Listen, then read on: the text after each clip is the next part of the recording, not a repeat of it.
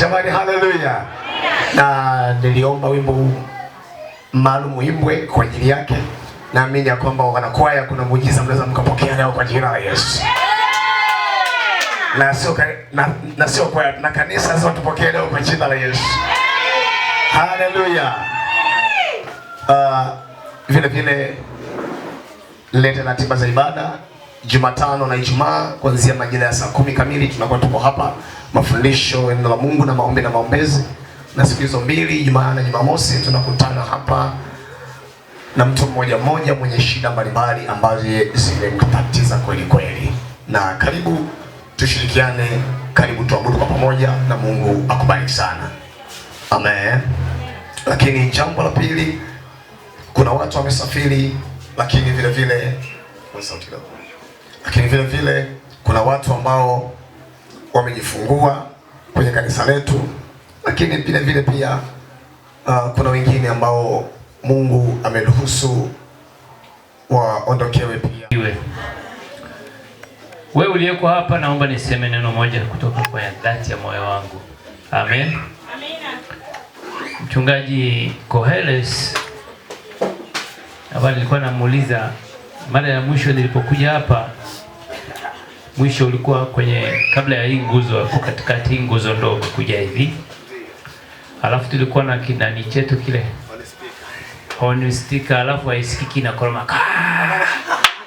Alafu tulikuwa na mavumbi hapa na nini na watu wachache, watoto wengi. Bwana asifiwe. Amen.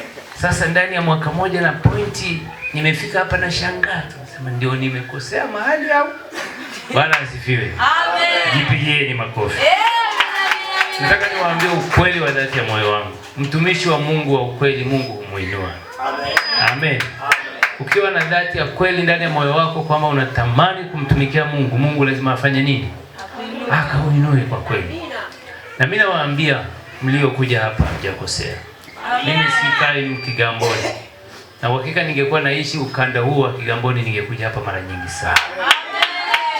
Ninakaa mbali na hapa. Bwana asifiwe. Kwa sababu ni rafiki ambaye nimemfahamu muda mrefu, lakini nataka niwaambie hivi, kama miaka miwili tuko hapa tunazungumza drums, tunazungumza kiwanja. Mwaje kufikiri miaka 5 ijayo? Mwaje kufikiri miaka 10 ijayo?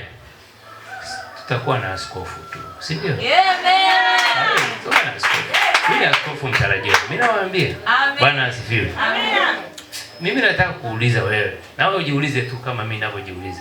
Miaka miwili tuko hapa. Miaka tumetoka kwenye horn speaker. Bwana asifiwe. Inakoroma.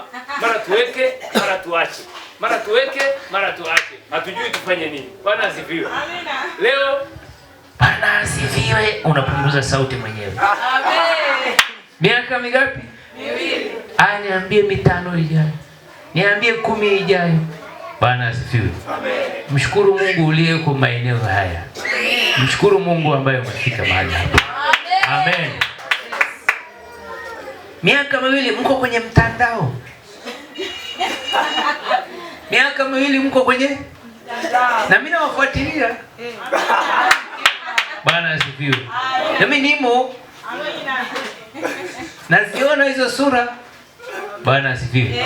Hivi unajua kwenye mtandao unaonekana mpaka Marekani. Amen. Amen. Jana juzi jioni ilikuwa ITV, wale ambao walikuwa wanaangalia. Ilikuwa ITV. Kuna mtu aliniona? Unaweza kufuatilia hata kwenye mtandao. Ilikuwa ITV. ITV ya kawaida mwisho wake Tanzania. ITV ya kwenye mtandao ndio unaweza kaiona mpaka Ulaya. Kabisa. Amen. Amen. Sio kama unanielewa? Ndio. Ile kawaida unaangalia kwenye runinga yako haiwezi kuangaliwa Marekani. Yes. Huwezi. Mwisho hapa Tanzania. Lakini wakiweka kwenye mtandao dunia nzima mpaka Ulaya mpaka. Kwa hiyo maana ninyi kuna watu wanawafanya nini? Mpaka huko. Amen. Na hili lililowekwa mwenye mtandao halitoki mpaka Yesu arudi. Amen. Amen. Amen. Sasa mimi kwa sababu na hawa rafiki zangu baadaye tunaenda kwenye Sabasaba, naomba niende kwenye somo. Na leo nilikuwa nimemwambia mchungaji kwamba nataka nifundishe somo ambalo ukweli ndio somo lililoujaza moyo wangu, na ukweli ni somo linaloifundisha mara nyingi. Amen. Ndio kiu yangu kama mwalimu. Mimi sio mwinjilisti. Ndio kiu yangu kama mtumishi. Ndio kiu yangu ambayo ningetamani kanisa lielewe. Nataka niwaambie leo tutazungumza habari ya kurejesha kanisa kwenye njia yake. Amen. Kiuchumi. Kinini? Ni urejesho wa kanisa kwenye njia sahihi kiuchumi. Nataka nisome mistari kadhaa hapa tutakapokuwa tunajadili habari ya kurejesha kanisa, na utakuja kunielewa. Nitaanza na Mathayo 3 mstari wa 2. Ninaanza na neno hili: sisi wa Kristo tuko duniani kwa kusudi. Amen. Tuko duniani kwa kusudi. Ukisoma Mathayo 3:2 anasema, tubuni kwa maana ufalme wa Mungu umekaribia. Umeelewa tumishi wa Bwana? Amen. Huo mstari hausemi tubuni kwa sababu saa ya kwenda mbinguni imefika.